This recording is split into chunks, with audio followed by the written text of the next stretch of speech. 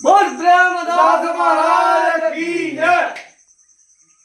हरि को मत भूलो नैया से जपार लग जाएगी। हरि को मत भूले नैया से जपार लग जाएगी।